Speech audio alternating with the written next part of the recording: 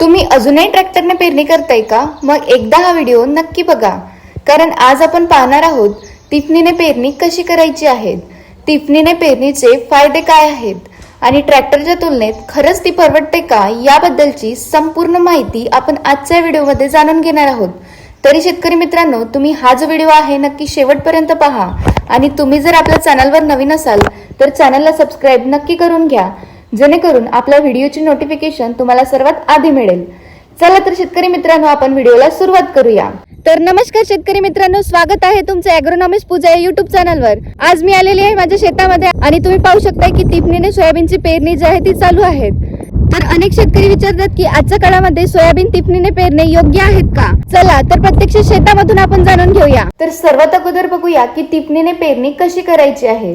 तर सर्वात आधी आपण जमिनीची खोल नांगरणी करून घेतली, त्यानंतर जमीन जी आहे उन्हाळ्यामध्ये 1 ते 1.5 महिना तापून घेतलेली आहे आणि पाऊस आल्याच्या नंतर आपण रोटावेटर करून जमीन जी आहे सारख्या लेवलची करून भुसभुशीत करून घेतलेली आहे। तर आपण आता जे आहे सोयाबीनची पेरणी तिफणीच्या सहाय्याने करत आहोत। तर आपल्याला सोयाबीन पेरणी करण्याच्या अगोदर जे आहे ती पण तयार करून घ्यावी लागते। तर त्यामध्ये 2 दात्यामधील जे अंतर आहे आपण 14 बोटे ठेवलेली आहे, म्हणजेच इथे 2 ओळीतील जे अंतर आहे आपण 10 इंच ठेवलेले आहेत आणि 2 झाडामधील जे अंतर आहे सरासरी आपण 5 सेंटीमीटरचं ठेवतोय। तर यामध्ये जर आपण व्हेरायटीचा विचार केला तर यामध्ये JS 9560 ही व्हेरायटी आपण सोयाबीनची लागवड करणार आहोत।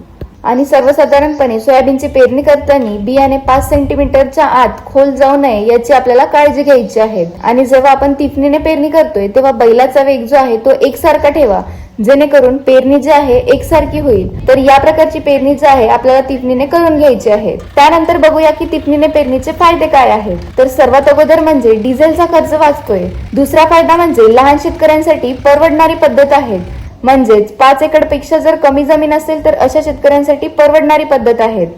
तिसरा फायदा म्हणजे जमीन ओली असली तरी सुद्धा पेरणी करता येते। चौथा फायदा म्हणजे जमिनीवर दाब पडत नाही, त्यामुळे माती घट्ट होत नाही। पाचवा फायदा म्हणजे बियाणे योग्य खोलीत पडल्यामुळे बियाण्याची उगवण सुद्धा चांगली होते। आणि 6वा फायदा म्हणजे बैल स्वतःचे असल्यामुळे आपल्याला ट्रॅक्टरची वाट पाहावी लागत नाही। तर हे सगळे जे फायदे आहे आपल्याला तिफणीने पेरणी केल्यावर पाहायला मिळतात। त्यानंतर जसे फायदे आहेत तसेच तिफणीने पेरणीचे काही तोटे सुद्धा आहेत। तर प्रत्येक गोष्टीचे फायदे आणि तोटे असे दोन्ही असतात। तर यामध्ये सर्वात पहिला तोटा म्हणजे आपल्याला पेरणीसाठी वेळ जास्त लागतोय। दुसरा तोटा म्हणजे मजूर किंवा बैलाची गरज लागते। तिसरा तोटा म्हणजे मोठ्या क्षेत्रात पेरणी करायची असेल तर ट्रॅक्टर वेगवान ठरतोय। तर यासारखे तोटे जे आहेत तिफणीने पेरणी केल्यानंतर आपल्याला पाहायला मिळतंय। तर सोयाबीन पेरणीसाठी ट्रॅक्टर फायदेशीर आहेत की ती पण फायदेशीर आहेत, हा सर्वात महत्त्वाचा प्रश्न आहे।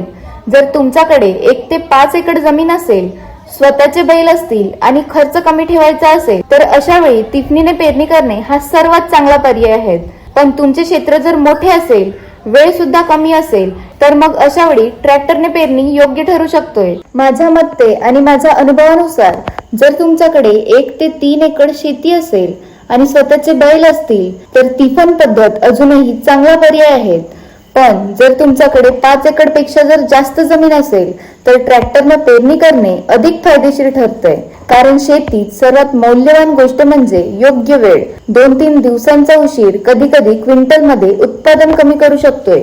तर तिफण पद्धत असो किंवा ट्रॅक्टर पद्धत, जर तुम्ही योग्य पिकाचं नियोजन केलं तर त्यावरच योग्य उत्पादन हे अवलंबून असतंय। आज मी माझ्या शेतात परंपरा जपण्यासाठी तिफण वापरतोय, पण विज्ञान सांगत असेल आणि शेतकऱ्यांचा फायदा जर ट्रॅक्टर मध्ये असेल तर बदल स्वीकारायलाही आपण तयार असलं पाहिजे। परंपरा जपूया, उत्पादन वाढवणारे विज्ञानही स्वीकारूया, कारण शेवटी महत्वाचं आहे ते म्हणजे शेतकऱ्यांचा नफा। तर शेतकरी मित्रांनो, तुम्ही ट्रॅक्टरने पेरणी करताय की तिफणीने कमेंट मध्ये नक्की सांगा। माहिती आवडली असेल तर नक्कीच लाईक करा आणि अशाच नवनवीन कृषीविषयक माहितीसाठी तुम्ही आपल्या चॅनलला फॉलो करायला विसरू नका। धन्यवाद।